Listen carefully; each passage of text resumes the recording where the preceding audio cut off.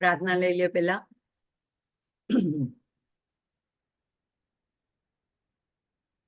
રિંકારાસન ગર્ભિતાનલશિકામ સૌક્લિંકલામ બિભ્રતિમ સૌવર્ણાંબરધારિણીમ વરસુધા ધૌતાંત્રિનેત્રોજ્વલામ વંદે પુસ્તકપાશમંકુશધરામ સ્રગ્ભૂષિતામુજ્વલામ ત્વાં ગૌરીં ત્રિપુરાં પરાત્પરકલામ શ્રીચક્રસંચારિણીમ. જય અટકેશ બધાને. આજે લલિતા સહસ્ત્રના અષ્ટોત્તર શતનામમાં 91માં નામથી શરૂઆત કરીએ છીએ. આજે જગતમાં જે લોકો નોર્થ સાઈડના લોકોએ પૂર્ણિમામાં જ્યાં જેનો પૂર્ણિમાંત એટલે કે પૂર્ણિમામાં જ્યાં જેનો મહિનાનો અંત થાય છે એ લોકોનો અત્યારે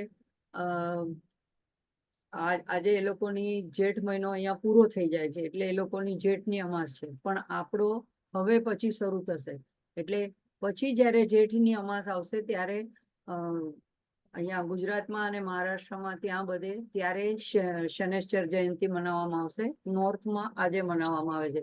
એ લોકો આજે અમાસના દિવસે વડ સાવિત્રીનું પૂજન કરે છે, વડનું પૂજન કરે છે. આપણામાં પૂનમને દિવસે થાય છે એટલે આપણી હજી જેઠની પૂનમ હવે આવશે તો એટલે ત્યારે આપણે એનો ઉલ્લેખ કરશું. અત્યારે આપણે આગળ વધશું.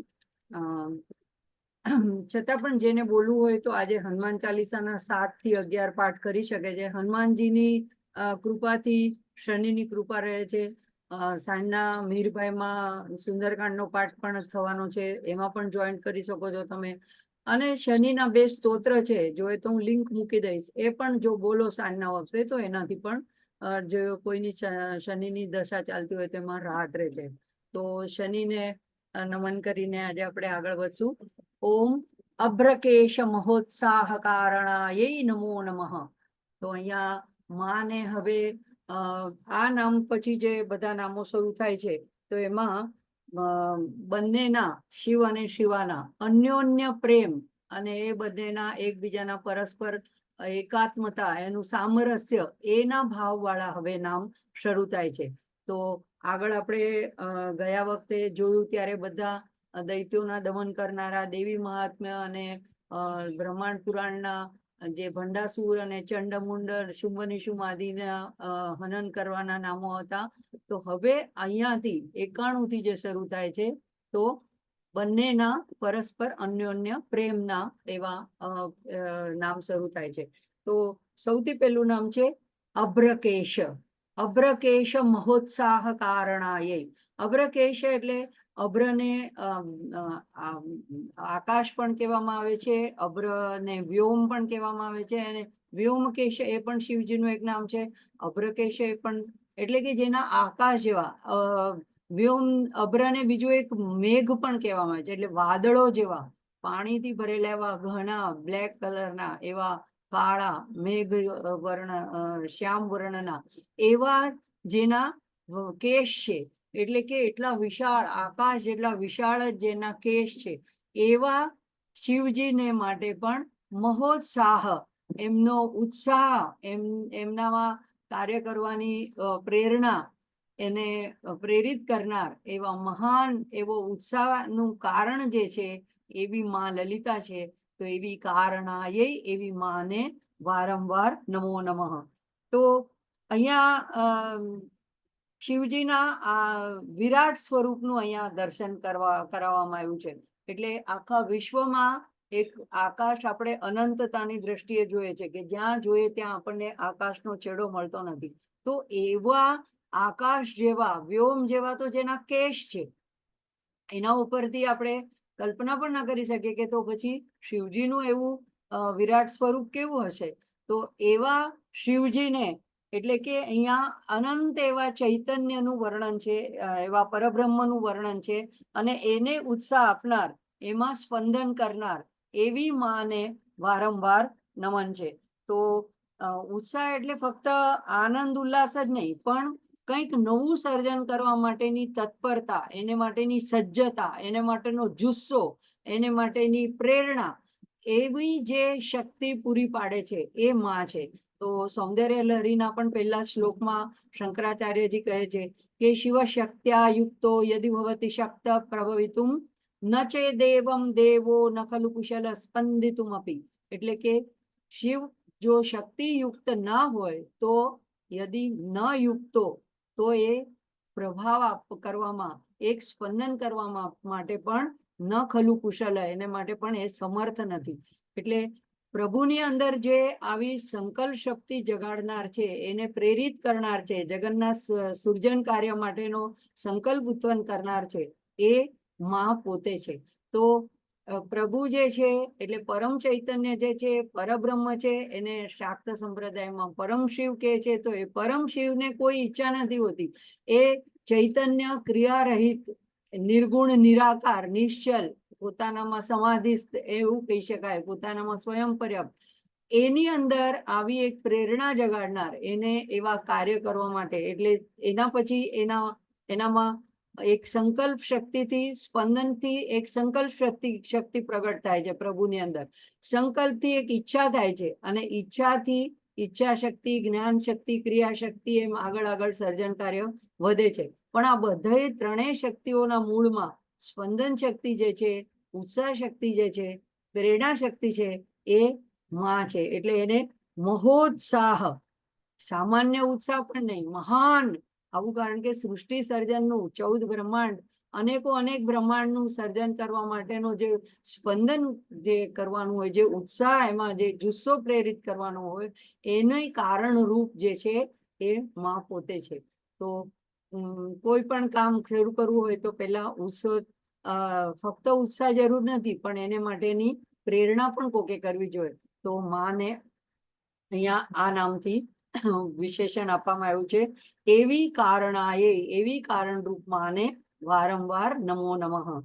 હવે પછીનું ઓર અદ્ભુત નામ છે. એક એક નામના એટલા બધા અદ્ભુત ભાવો છે. ઓમ મહેશયુક્ત નટન તત્પરાય નમો નમઃ. તો અહીંયા મહેશ, મહાન ઈશ, એવા બધાની ઉપર વર્ચસ્વ કરનારા એવા મહેશ, અને એને યુક્ત, એની સાથે જોડાયેલા, સંયુક્ત. આપણે જોયું કે 91 થી બધા બંનેના અન્યોન્ય એકબીજાના સામરસ્ય વાળા નામ છે. તો મહેશયુક્ત નટન, નટન એટલે નૃત્ય કરવામાં, એમની સાથે રહીને, સંયુક્ત રહીને, સંલગ્ન રહીને, તત્પરાય નમો નમઃ, એને માટે માં હંમેશા તૈયાર જ છે, એમની સાથે જોડાયેલા જ છે, એમની સાથે એકરૂપ થયેલા જ છે. તો અહીંયા એક નટન તરીકે, એટલે કે નૃત્યના ભાવ તરીકે, તો એવી રીતે અહીંયા શિવજીનો ઉલ્લેખ કરવામાં આવે છે. એટલે અહીંયા શિવજીને નટરાજ રૂપે દર્શાવવામાં આવ્યા છે. તો નટરાજ જે છે એ હંમેશા એમની સાથે માં, નટરાજનું નૃત્ય કેવું હોય છે? તો ભયંકર તાંડવ નૃત્ય હોય છે. એટલે થોડું ઉગ્ર રૂપ હોય છે, થોડું કઠોર રૂપ હોય છે, થોડું લય કરનારું, વિનાશ કરનારું એવું પણ હોઈ શકે. પણ માં જે છે એ માં એમની સાથે જોડાઈ જાય છે, નટને યુક્ત એમની સાથે જોડાયા હોય છે. ત્યારે માનું જે નૃત્ય છે એ કોમળ છે, મૃદુ છે, સૌમ્ય છે.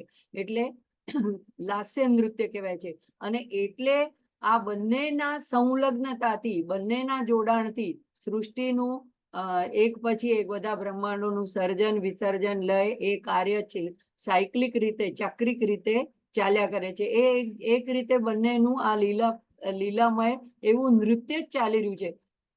આપણે આકાશમાં પણ જોઈએ તો બધી જ વસ્તુ ચક્રીય રીતે નૃત્ય જ કરી રહી છે.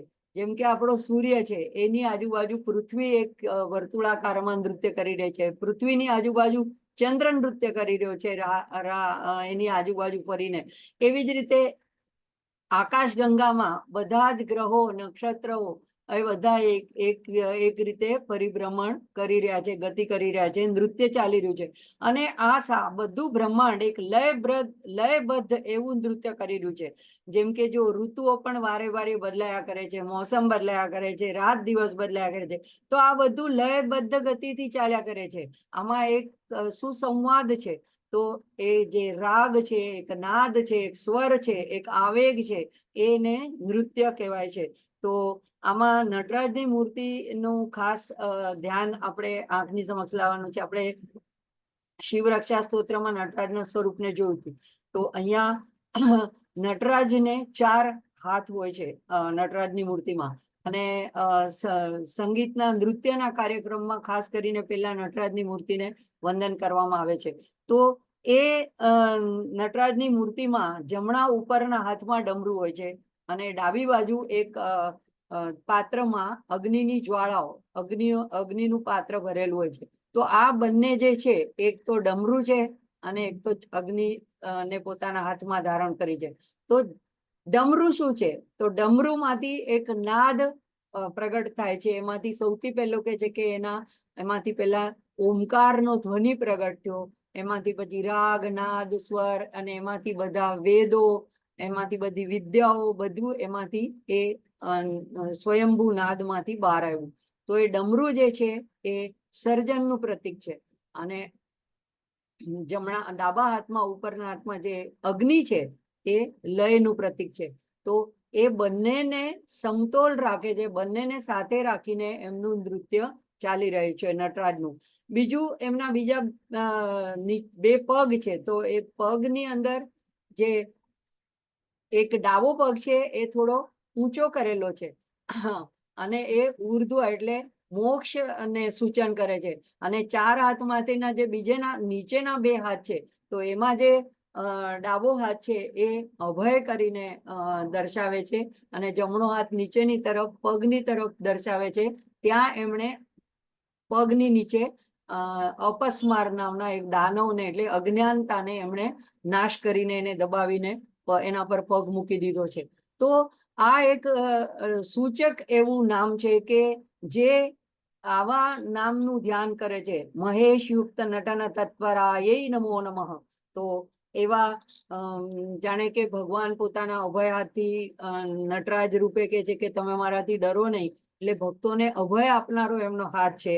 અને જે નીચેની તરફ ઇશારો કરતો એમનો હાથ છે, એ જાણે કે પોતાના ચરણની તરફ દર્શાવે છે કે જે મારા ચરણનો આશ્રય લે છે, શરણાગત થાય છે, તેને હું ઉર્ધ્વ ગતિ આપું છું, એને હું ઉપર ઉઠાવી લઉં છું, એને હું મોક્ષ આપું છું, અજ્ઞાનથી એની મુક્તિ કરું છું.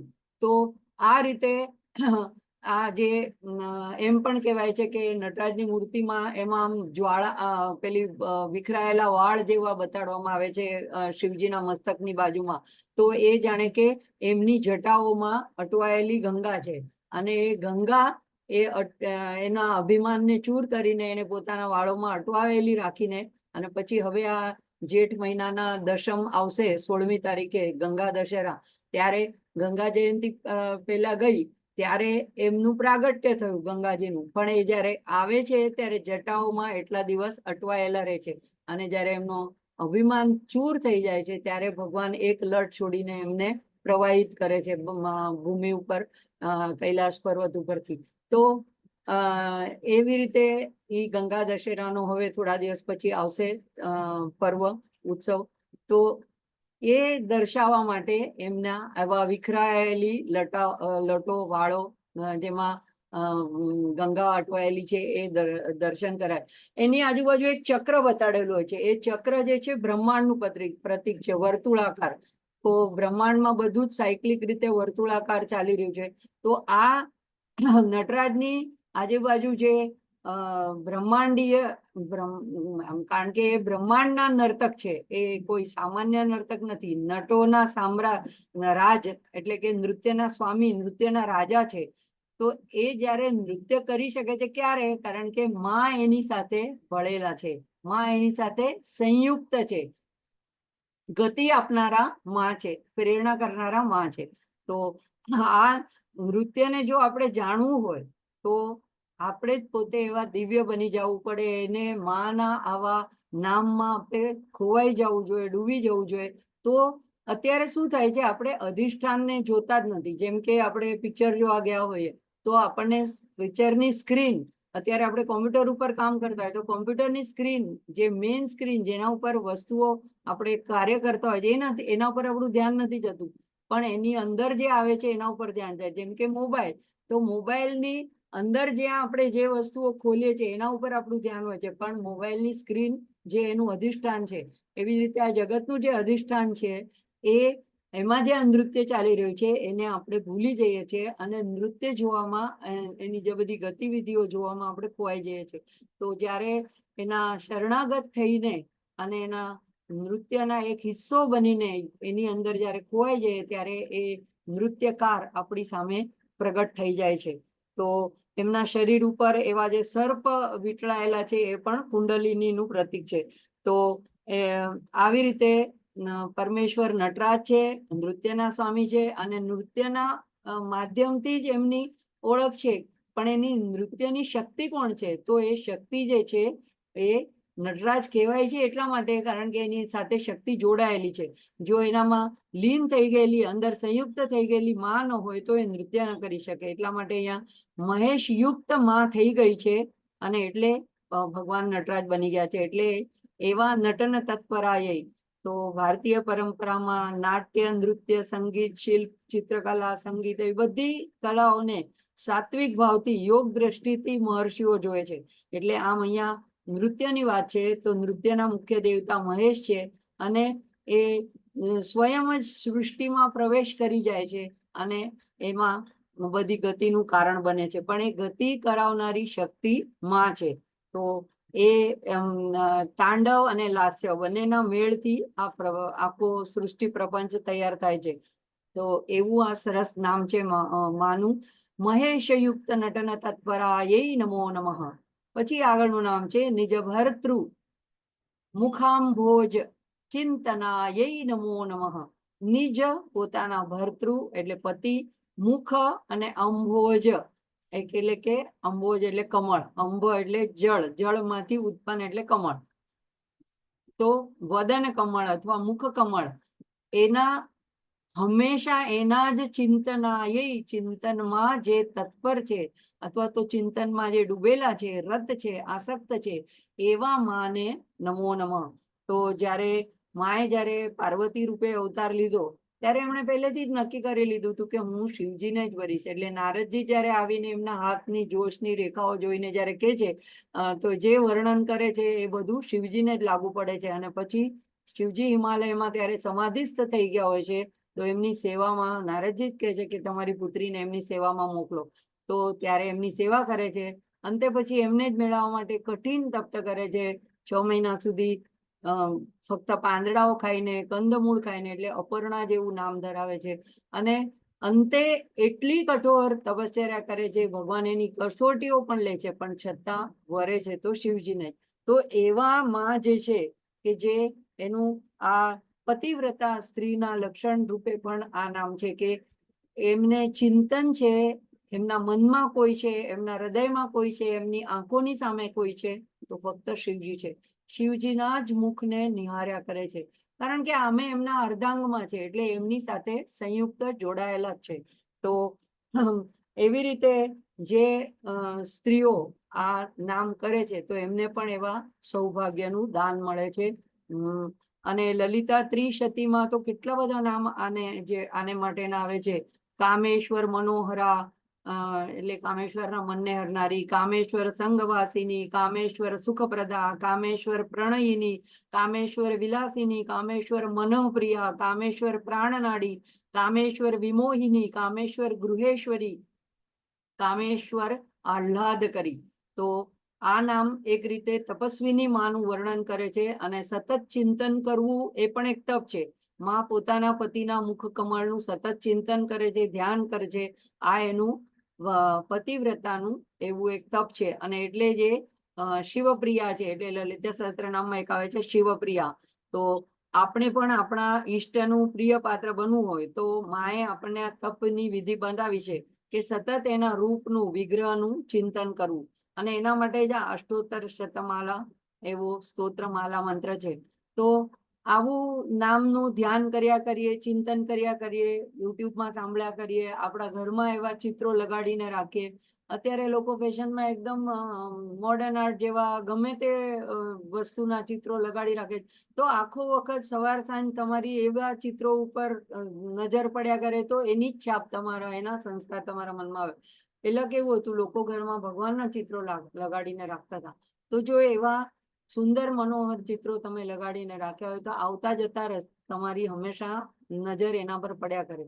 તો આવું એક સુંદર નામ માનું છે. નિજ ભર્તૃ મુખાંભોજ ચિંતનાય નમો નમઃ. ચિંતન કરવું એટલે એક વસ્તુ કહેવાય છે કે શ્રવણ કરવું, પેલા એકને વિશે સાંભળવું, પછી મનન કરવું અને પછી ચિંતન કરવું. ચિંતન એક નિધિ ધ્યાસનમાં આવે છે. તો એનો ધ્યાસ લાગી જાય એટલે કે એના સિવાય તમને આખો વખત એ મનમાંથી એ વાત ખસે જ નહીં. એને કહેવાય કે ચિંતન કર્યા કરવું એનું. તો એવી માં ચિંતનાય નમો નમઃ. આપણને પણ એવી ચિંતન કરવાની પ્રેરણા આપે છે. આગળનું નામ છે વૃષભધ્વજ વિજ્ઞાન ભાવનાય નમો નમઃ. હવે અહીંયા બધા મેં કીધું એમ કે શિવજી અને માના સંયુક્ત એવા અન્યોન્ય પ્રેમના વર્ણનના બધા નામો છે. તો વૃષભધ્વજ એ શિવજીનું નામ છે, જેમનું વૃષભ એમનું વાહન પણ છે અને એમની ધ્વજ જે છે એની અંદર જો ચિહ્ન છે એમાં પણ વૃષભ એટલે કે નંદી એટલે કે બળદ નું ચિત્ર છે. તો બળદને શાસ્ત્રમાં ધર્મનું પ્રતીક ગણવામાં આવે છે. એટલે એક તો ભગવાન આરૂઢ થયેલા છે ધર્મ ઉપર અને ભગવાનની ધજામાં પણ એટલે કે ચિહ્ન પણ એમનું ધર્મનું છે. તો એવી જ રીતે અર્જુનનો કહેવાય છે નામ કપિધ્વજ. તો કારણ કે એના ધ્વજની ઉપર હનુમાનજી બેઠેલા હતા એટલે એને અર્જુનને કપિધ્વજ નામ પડ્યું. અહીંયા આ વૃષભધ્વજ શિવજીનું નામ છે. વિજ્ઞાન ભાવનાય. વિજ્ઞાન જ્ઞાન વિજ્ઞાન યોગ ગીતામાં પણ આવે છે 9મા અધ્યાયમાં. તો જ્ઞાન એટલે શાસ્ત્રોથી ગુરુથી કે કઈ વાંચીને જે મેળવેલી માહિતી હોય કે જે મેળવેલું જ્ઞાન હોય એને જ્ઞાન કહેવાય. એ પરોક્ષ જ્ઞાન છે, આપણી અનુભૂતિનું જ્ઞાન નથી. પણ વિજ્ઞાન એટલે પોતે અનુભવેલું, પોતે એની સ્વયંમાં એ જ્ઞાનની ખરોખરી કરી હોય, ખરાખરી કરી હોય, એને અનુભવ્યું હોય. જેમ કે કોઈ વર્ણન કરે કે સાકર ગળી છે અથવા તો રસગુલ્લા એક અમુક પ્રકારના ગળ્યા છે. હવે આપણે એનું બધું ઘણું વર્ણન સાંભળી લીધું હોય કે એનો રંગ આવો છે, કે સાકરની વાત હોય તો સફેદ રંગની હોય, ક્રિસ્ટલ હોય, એ ખાવામાં બહુ મધુર લાગે. આ બધું વર્ણન કર્યું હોય અને આપણે એને ગોખી પણ લીધું હોય અને આપણી બુદ્ધિમાં પણ બેસી ગયું હોય, પણ એ આપણા અનુભવની વસ્તુ નથી બનતી જ્યાં સુધી આપણે સ્વયં એ સાકરને જીભ પર મૂકીને ચાખીને અનુભવ ન કરીએ. તો એ વિજ્ઞાન એને કહેવાય કે જે વસ્તુનો પોતે અનુભવ કરવાનો. તો અહીંયા એમ કે છે કે ક્રમે ક્રમ બતાડ્યા છે. વૃષભધ્વજ એ ધર્મનું પ્રતીક છે.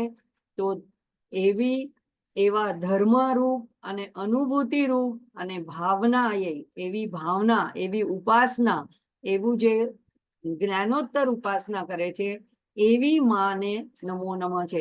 અથવા તો આવી રીતે જે ચાલે છે કે જે વૃષભધ્વજ હોય છે એ લોકો, જે લોકો ધાર્મિક રીતે જીવન જીવે છે એને માં પોતાને વિજ્ઞાનની, શિવના તત્વની અનુભૂતિ કરાવી દે છે. એવી ભાવના પૂર્ણ, એવી ભાવનાય નમો નમઃ. તો ધર્માચરણથી, ભગવદ અર્પણ ભાવથી વિજ્ઞાનનો અનુભવ થાય છે. આમ જે ધર્મની ધ્વજા રાખે, ધર્મના પર આરૂઢ થઈને એકાગ્રતાથી ધર્મધ્વજની ભક્તિ કરે છે એટલે કે શિવજીની ભક્તિ કરે છે, એને માં શિવ જ્ઞાન પ્રદાયિની એટલે કે બ્રહ્મ જ્ઞાન આપનારી, બ્રહ્મ જ્ઞાન સ્વરૂપિણી છે. તો જ્ઞાન પ્રાપ્ત થાય એટલે જ મોક્ષની પ્રાપ્તિ થઈ જાય છે. તો ગીતામાં પણ કહ્યું 10મા અધ્યાયના 10મા શ્લોકમાં કીધું, ભગવાને કીધું તેષામ સતત યુક્તાનામ ભજતામ પ્રીતિપૂર્વકમ દદામી બુદ્ધિ યોગમ તમ યેન મામ ઉપયાંતિ તે. એટલે કે એ જે મારી સાથે સતત જોડાયેલા છે અને જે લોકો મને પ્રીતિપૂર્વક ભજે છે એને હું પોતે જ બુદ્ધિનો યોગ એટલે તત્વજ્ઞાન રૂપી યોગ એટલે જ્ઞાન એને આપી દઉં છું. એના પછીના શ્લોકમાં પણ આવે છે જ્ઞાન દીપેન ભાસ્વતા, એનો અજ્ઞાન રૂપી અંધકાર હું જ્ઞાનના દીપક વડે દૂર કરી દઉં છું. તો જે લોકો ભક્તિ કરે છે, જે લોકો ધાર્મિક રીતે જીવે છે, ધર્મનું આચરણ કરે છે, એને પછી સહજ રીતે આવું જ્ઞાન પ્રાપ્ત થાય છે અને જ્ઞાન જ મુક્તિનું કારણ છે. એટલે મોક્ષની પ્રાપ્તિ થાય છે. તો અહીંયા શિવ જ્ઞાન પ્રદાયની બ્રહ્મ જ્ઞાન સ્વરૂપિણી એવી માનું વર્ણન છે. તો વૃષભધ્વજ વિજ્ઞાન ભાવના યૈ નમો નમઃ. આગળનું નામ આવે છે જન્મ મૃત્યુ જરા રોગ ભંજના યૈ નમો નમઃ. તો જન્મ, મૃત્યુ, જરા અને રોગ, મનુષ્યની સાથે આ 4 વસ્તુ જન્મની સાથે સંકળાયેલી છે.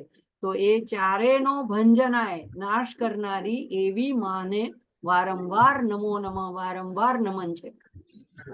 હવે જન્મ મૃત્યુ એ તો અટળ છે, જેણે જન્મ લીધો એનું મૃત્યુ અટળ છે, પણ એની વચ્ચેનો જે ગાળો છે એમાં આ બાકીના 2 આવી જાય છે, જરા અને રોગ. તો મનુષ્ય જે છે એને 6 પ્રકારના વિકાર, આપણે પેલા પણ જોયું, તો 6 પ્રકારના વિકાર થાય છે. એ વિકારથી ધીમે ધીમે ક્ષીણ થતા થાય. તો જેમ જેમ વૃદ્ધાવસ્થા આવવા માંડે તો ત્યારે એને જરા એટલે કે શરીરની ઇન્દ્રિયો, બધી શક્તિઓ ક્ષીણ થવા માંડે, નબળી પડવા માંડે અને પરવશતા આવવા માંડે. તો એ પણ એક દુઃખનું કારણ બને છે, ચિંતાનું કારણ બને છે કે હવે મને કંઈક થઈ જશે તો, મને રોગ આવી જશે તો રોગ તો પૂર્વજન્મના પાપોને લીધે રોગનો પણ સામનો કરવાનો હોય, તો એ રોગ પણ આવે છે. બહાર કુદરતી આપત્તિ આવે, જેવી રીતે મહામારી આવી હતી, તો કોરોના કાળમાં બધાને વગર કારણે એમ લાગે કે મને શા માટે આ થવું જોઈએ, તો ત્યારે પણ એવા રોગનો ભોગ બનવું પડે. તો જન્મની સાથે આ જરા અને રોગ લાગેલા છે, અને છેલ્લે મૃત્યુ તો બધાનું અટળ છે, એટલે ફરીથી જન્મ મૃત્યુના ચક્રમાં ફર્યા કરવું પડે છે. તો આ જે પરવશતા, પરાધીનતા છે કે આપણને ન ઈચ્છવા છતાં પણ પુનરપી જનનમ પુનરપી મરણમ પુનરપી જનની જઠરે શયનમ, એવું જે શંકરાચાર્યજી કહે છે. તો એ ફરી માતાના જઠરમાં ગર્ભાશયમાં અંદર જન્મ લેવો પડે છે, અને ગર્ભાશયમાં પણ અનેક દુઃખ અને તાપ સંતાપ સહન કરવા પડે છે. એ અત્યારે બહાર આવ્યા પછી ભૂલાઈ જાય છે. ત્યારે જીવ ભાગવતમાં પણ આવે છે કે પ્રાર્થના કરે છે ભગવાનને કે મને આમાંથી છોડાવો, હું તમને નહીં ભૂલું, પણ બહાર આવીને ભૂલી જાય છે. તો એ આ બધા જુદા જુદા રોગોથી અને જન્મ મૃત્યુના ચક્રથી છૂટાય, એનો નાશ થાય, તો જ આપણે એવી પુનરાવૃત્તિ વાળી ચક્રમાંથી છૂટીએ તો જ આપણને મોક્ષ પ્રાપ્તિ થાય, આપણે માને પ્રાપ્ત કરી શકાય. તો આવી પુનરાવૃત્તિ રહિત મોક્ષદાયીની માને અહીંયા વારંવાર નમન છે. આગળ જોશું. વિધેય મુક્તિ વિજ્ઞાન સિદ્ધિદાયૈ નમો નમઃ. તો વિધેય જેમ શાસ્ત્રમાં આવે છે વિધિ અને નિષેધ, તો એના દ્વારા મુક્તિ મોક્ષ આપનારી, વિજ્ઞાન આગળના નામમાં જોયું એવી રીતે કે અનુભૂતિ, સ્વયંની અનુભૂતિ આપનારી એવી સિદ્ધિદાયે, એવી સિદ્ધિદાત્રી માને વારંવાર નમો નમઃ.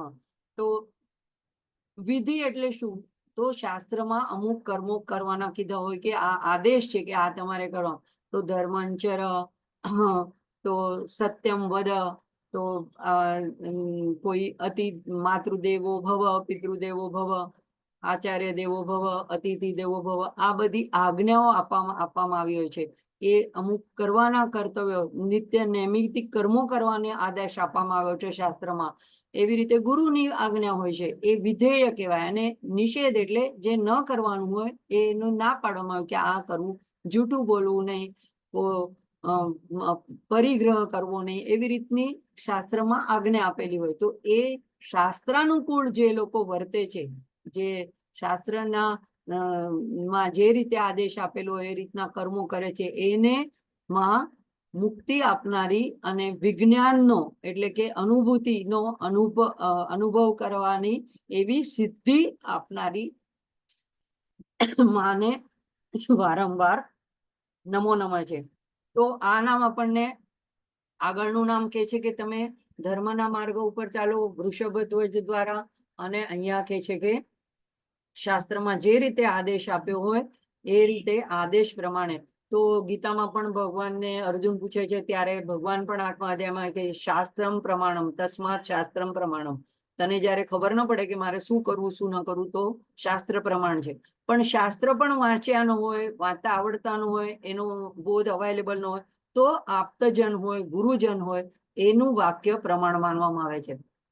એટલા માટે અહીંયા એવી રીતે જે લોકો ચાલે છે એને માં વિજ્ઞાન સિદ્ધિદાયે, એટલે એ લોકોને એવી અનુભૂતિ રૂપી સિદ્ધિ આપનારી માને વારંવાર નમો નમઃ છે. તો આ ક્રમથી નામ બતાડવામાં આવે છે, કઈ રીતે માની આરાધના કરવાની છે, કઈ રીતે એનું આરાધના કરવાનું પ્રયોજન શું છે, ફળ શું પ્રાપ્ત થાય છે.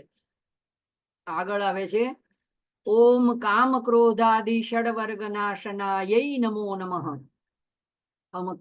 કામ ક્રોધાદિ સર્વને વિદિત છે કે ષડ રૂપુઓ છે. તો કામ, ક્રોધ, લોભ, મોહ, મદ અને માત્સર્ય. તો આ 6 જે છે એ બધાના જીવ માત્રના શત્રુઓ છે. જ્યાં સુધી જન્મ લીધેલો છે, જ્યાં સુધી દેહાશક્તિ છે, હું આ દેહ છું એવું જ્યાં સુધી આપણી માન્યતા છે, જ્યાં સુધી આપણને તત્વનું જ્ઞાન સ્વરૂપનું ભાન નથી થયું, જ્યાં સુધી આપણને આત્માનો સાક્ષાત્કાર નથી થયો, ત્યાં સુધી તમે ને હું બધા જ આની અંદર આપણે આવી ગયા કે આ ષડ રીપુથી ઘેરાયેલા છીએ. તો એક એકને જોઈએ કે કામ, તો કામ એટલે ઈચ્છા. તો ભૌતિક બધી મેળવવા માટેની ઈચ્છાઓ અને પૂર્વના જે સંસ્કાર હોય એ પ્રમાણે વાસનાઓ. તો એ કામના અને વાસનાને કહેવાય કામ. ક્રોધ, ક્રોધ એટલે આપણી અપેક્ષા પ્રમાણે ન થાય, આપણા મન પ્રમાણે ન થાય, એમાં કોઈએ બાધા આપી દીધી. તો હવે સાવ સામાન્ય વાત, આપણે સૂતા રહેવું હોય મોડે સુધી અને કોઈ આપણને જલ્દી ઉઠાડે, જેમ કે આપણા ઘરમાં નાના છોકરા, એને આપણે ઉચાડી દે, તો એ આળસ જડતા તમસમાં પડી રહેવું, એમાં કોઈ બાધા કરે તો પણ ક્રોધ આવે છે. પછી પોતાની, હું જો વાત કરું તો આપણે પોતાની જાતને એમ સમજવાય કે આપણે બધી કામ બહુ બધું પરફેક્ટ કરીએ છીએ, એવા એક શું કહેવાય બ્રહ્મા રહેતા હોય. અને પછી એમાં બીજા એ પ્રમાણે ન વર્તે, કારણ કે સામાન આડોઅવળો મૂકી દે, વસ્તુ વેડફે, સમય વેડફે, ખોટું કામ કરે, તો ત્યારે પણ આપણને ક્રોધ આવી જાય છે. તો મેં મારા સદગુરુ સાથે વાત કરી હતી કે મેં કબૂલ કર્યું હતું કે મને બહુ વારે વારે ક્રોધ આવી જાય છે, મારે શું કરવું. ત્યારે એમણે બહુ સરસ કીધું હતું કે પેલા તો પૂછ્યું કેટલી વાર રહે છે, મેં કીધું ના કહી દે એટલે એટલા પૂરતો જ રહે છે. તો ત્યારે એમણે કીધું કે અભિનય માત્ર ક્રોધનો હોવો જોઈએ, એટલે કે તમે ક્રોધને વશ ન હોવા જોઈએ, પણ ક્રોધ તમારા વશમાં હોવો જોઈએ. એની તમારા ઉપર કલાકો સુધી, દિવસો સુધી એની અસર તમારા મન ઉપર ન રહેવી જોઈએ. તમે જ્યારે અનુશાસન કરવાનું હોય, ઘર ચલાવવાનું હોય, મેનેજમેન્ટ કરવાનું હોય, ત્યારે અમુક વસ્તુ માટે, શિસ્ત માટે, પાલન માટે તમારે ક્રોધ કરવો જરૂરી છે. પણ જેમ નાટક અને સિનેમામાં જેમ હોય કે કોઈ પ્રાતમાં કોઈ પાત્ર ક્રોધી વ્યક્તિનું પાત્ર કરતું હોય, તો પછી એ જેવું પાત્ર પૂરું થાય, એનો અભિનયનો પ્રસંગ પૂરો થાય અને સ્ટેજ પરથી નીચે ઉતરે, પછી એ સામાન્ય રીતે વર્તે, નોર્મલ બિહેવિયર કરે. એવી જ રીતે આપણે પણ જે વસ્તુ માટે ક્રોધ કરવાનો અનિવાર્ય હોય તો એટલો કરીને પછી એકદમ નોર્મલ મૂડ તરત જ આપણો એક સ્વિચ ઓફની જેમ નોર્મલ થઈ જતો હોય તો એ ક્રોધ આવશ્યક છે. પણ જો આપણે આપણા કોઈ પણ મદ અને માત્સર્યને લીધે, અભિમાનને લીધે, ગર્વને લીધે ક્રોધ કરતા હોઈએ તો એ આવશ્યક નથી અને એ ખોટું છે. તો એવો ક્રોધ. પછી આવે કે લોભ. તો લોભ એટલે અને ક્રોધ કરવાથી વ્યક્તિનું નુકસાન પોતાનું વધારે થાય છે બીજાના કરતા. એ તો કદાચ સાંભળીને કાઢી પણ નાખે, પણ જે ક્રોધ કરે છે એને જ બીપી, અલ્સર, એસિડિટી, હાર્ટના પ્રોબ્લેમ થાય છે. એટલે આવો ક્રોધ દરેક વ્યક્તિને માટે જરાય વાંછનીય નથી. પછી લોભ. તો આપણી અપેક્ષા, ઈચ્છા પ્રમાણે બધું આપણને મળવા માંડે તો વધુ ને વધુ પ્રાપ્ત કરવાની ઈચ્છા થાય. અને ઘણીવાર એવું થાય કે જે વસ્તુ પર આપણો અધિકાર નથી એ વસ્તુ પણ મને મળી જાય, હું એને મેળવવાનો પ્રયત્ન કરું, તો એ લોભ બની જાય છે.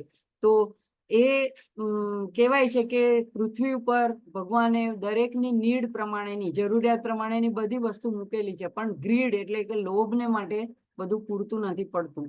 તો એ હવે કેવી રીતે છૂટે? તો લોભ, વધુ ને વધુ નામ સ્મરણ, ભજનનો લોભ, આ બધી વૃત્તિઓને ઈશ્વર તરફ વાળી દઈએ તો થઈ શકે. પણ છતાં પણ એમાં પણ આપણે ઊણા ઉતરીએ છીએ અને એટલા માટે માના નામના આવા ચિંતનની આપણને જરૂર રહે છે કે જેની શક્તિ દ્વારા આપણે એને ઓવરકમ કરી શકીએ. મોહ એટલે આકર્ષણ, તો કોઈના પર અધિકાર સ્થાપિત કરવાની, સ્વામિત્વની, કબજો કરી લેવાની વૃત્તિ, તો આસક્તિ પણ કહી શકાય, લિપ્તતા પણ કહી શકાય. અને અર્જુનનો પણ સૌથી મોટો રોગ એ જ હતો કે સ્વજનો પ્રત્યેની, ગુરુ પ્રત્યેની, એના દાદા પ્રત્યેની આસક્તિ હતી. અને એ જ દૂર કરવા માટે ભગવાને આટલું મોટું શાસ્ત્ર કીધું. અને છેલ્લે એને પૂછે છે કે આટલું તે સાંભળ્યું, હવે તારો અજ્ઞાન જનિત મોહ નષ્ટ થયો? તો ત્યારે છેલ્લે અર્જુન પણ જવાબમાં શું કહે છે કે મને હવે જ્ઞાન થઈ ગયું, મને સમજાઈ ગયું, તમે કીધું એમ હવે એવું હું હવે યુદ્ધ કરીશ એવું નથી કહેતો. શું કહે છે? નષ્ટો મોહ સ્મૃતિર્લબ્ધા તત્પ્રસાદાત મયાચ્યુત સ્થિતોસ્મિ ગત સંદેહ કરીષ્યે વચનમ તવ. હવે મારો મોહ નષ્ટ થઈ ગયો છે, મને સ્મૃતિ પાછી લબ્ધા એટલે પ્રાપ્ત થઈ જાય. એટલે સ્મૃતિ એટલે હું કોણ છું, મારું વિવેક ભાન, મારે શું કરવાનું છે, મારું કર્તવ્ય શું છે. હું એક તમારો નિમિત્ત માત્ર છું. તમે મારી પાસેથી બધું કરાવી રહ્યા છો, હું તમારો શિષ્ય છું, તમારો શરણાગત છું. એવી સ્મૃતિ મને પાછી પ્રાપ્ત થઈ છે. ત્વત પ્રસાદાત, પાછું એ પણ મેં મારી રીતે બધું સમજી લીધું, મારી બુદ્ધિથી એવું નહીં. ત્વત પ્રસાદાત, તમારા પ્રસાદથી, તમારી કૃપાથી મને આ પ્રાપ્ત થયું છે. અને હવે મારો સંદેહ ચાલ્યો ગયો છે. અને હવે કરીશ્ય વચનમ તવ, તમારું વચન તમે જેમ કહો છો એમ હું કરીશ. તો આ જે સૌથી મોટો આપણો દુશ્મન જો હોય તો ગીતામાં પણ કીધું છે કામ એશ, ક્રોધ એશ, રજોગુણ સમુદ્ભવ. અર્જુનને પણ આ જ પ્રશ્ન આપણા જેવા થાય છે કે તો મને ઈચ્છા ન હોય તો પરાણે કેમ મને પાપ કરવામાં હું પ્રેરિત થાઉં છું? પરાણે મને ખબર છે કે આ ખોટું છે, તો પણ મારાથી કેમ એ કામ થઈ જાય? મને ખબર છે ગુસ્સો ન કરવો પડે, તોય મારે કેમ થઈ જાય છે? મારાથી લોભ કેમ થઈ જાય છે? મારાથી કોઈની ઈર્ષા કેમ થઈ જાય છે? તો ત્યારે ભગવાન એને કે જે રજોગુણ જયારે આપણામાં વધે છે ત્યારે એના કામ અને ક્રોધ એ આપણા પર હાવી થઈ જાય છે. અને એ આપણા આધ્યાત્મના માર્ગના લૂંટારુઓ છે. એટલે આપણું સત્વ પુણ્ય ખેંચી લે છે, લૂંટી લે છે આપણને. અને આગળ જતા 16મા અધ્યાયમાં તો એટલે કે છે કે આ ત્રણે કામ, ક્રોધ અને લોભ એ ત્રણે નરકના દ્વાર છે. તો આ ત્રણની અંદર આ બાકીના બે સમાઈ જાય છે. જે કે કામની અંદર મદ અને માત્સર્ય સમાઈ જાય છે, અને ક્રોધની અંદર મોહ સમાઈ જાય છે. તો એ રીતે કામ, ક્રોધ અને લોભ એ ત્રણ સૌથી મેન આપણા શત્રુઓ છે. હવે આ ષડ વર્ગને આપણે મદ એટલે અભિમાન, ગર્વ, કરતાપણું, અહંકાર. હવે રાવણની પાસે 1000 હાથીના બળનું જેટલું બળ હતું, તો એને બળનો ગર્વ હતો, બાજુ બળનો, ભુજાનો એને ગર્વ હતો. કોઈને સત્તાનો મદ હોય, કોઈને ધન સંપત્તિનો, પૈસાનો મદ હોય. હમણાં આપણે જોયું પુનામાં જે એક છોકરા દ્વારા જે 2 લોકોના કારના એક્સિડન્ટથી મૃત્યુ થયા, તો હવે એના પિતા અને એના દાદાનો ધન સંપત્તિનો, સત્તાનો, પૈસાનો મદ હતો કે હું પૈસાથી બધું મામલો સુલટાવી દઉં. કોઈને બળનો મદ હોય, કોઈને બુદ્ધિનો પણ મદ હોય, કોઈને રૂપ સૌંદર્યનો પણ મદ હોય, કોઈને યૌવનનો મદ હોય. તો આ મદ એક નશો છે અને એ પણ આપણા આધ્યાત્મિક માર્ગમાં આપણને પછાડે છે. માત્સર્ય એટલે જલન, ઈર્ષા, દ્વેષ, બળતરા, બીજાનું સારું ન જોઈ શકે.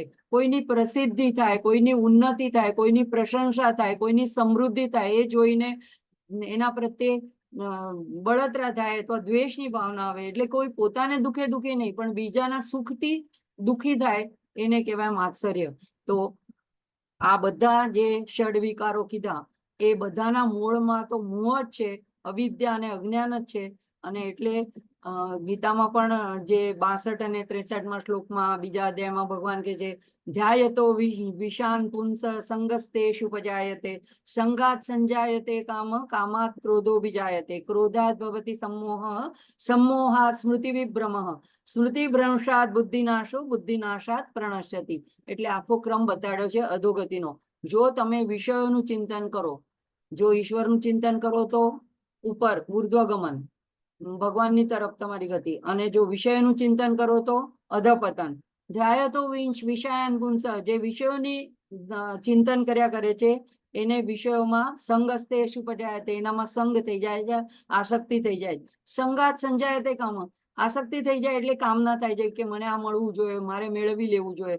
અને કામાત ક્રોધો બી જાય, તે કોઈ એમાં વિઘ્ન કરે, એમાં બાધા નાખે તો એના પર ક્રોધ આવે છે. ક્રોધ આવે તો ક્રોધાત ભવતિ સમૂહ, પછી માણસને સારા નરસાનું વિવેક ભાન રહેતું નથી, મૂળ થઈ જાય છે, અને એ મૂળ થઈ ગયો હોય છે ત્યારે એની સ્મૃતિ ભ્રમિત થઈ જાય છે. હું કોણ છું, મારે શું કરવું જોઈએ, મારા માટે આ કરવું યોગ્ય છે કે નહીં, એવું સંભ્રમ થઈ જાય છે, અને એની બુદ્ધિનો નાશ થાય છે. અને બુદ્ધિ નાશાત પ્રણશ્યતિ, બુદ્ધિ એકવાર નાશ ભ્રષ્ટ થઈ ગઈ એટલે પછી માણસનો વિનાશ જ થઈ જાય, સર્વનાશ થઈ જાય. તો આ બધાના મૂળમાં ષડ રિપુઓ છે, પણ અહીંયા કેટલું સુંદર નામ છે કે કામ ક્રોધાદિ ષડવર્ગ નાશના યઈ નમો નમઃ. હે માં, તમે કેવા છો? તો જે તમારો આશ્રય લે છે એના તમે ષડ રૂપોનો નાશ કરી નાખો છો. પણ એની પહેલા આગળ બે નામ કીધા, એનો પૂર્વાપર સંબંધ લેવાનો. જે ધાર્મિક રીતે ચાલે છે, ધર્મના આશ્રય ધર્માચરણ કરે છે, જે શાસ્ત્રની આજ્ઞાનું પાલન કરે છે, વિધેયયુક્ત કામ કરે છે, એવા ભક્તજનોના માં કામ ક્રોધાદિ એવા ષડ વર્ગનો નાશ કરનારી માને વારંવાર નમન છે. આજે આપણે અહીંયા જ રોકાશું અને